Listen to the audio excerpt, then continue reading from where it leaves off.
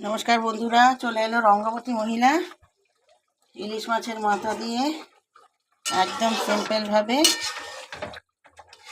ফোড়ন দিয়ে আলু পেঁপের তরকারিটি কমপ্লিট হয়ে গেল। দেখতে থাকুন, সঙ্গে থাকুন। কি আর বলবো বন্ধুরা, লাইক শেয়ার কমেন্ট কটা পাচ্ছি বলুন তো, আমি আপনাদের দেব কি বলিয়া? ঠিক আছে,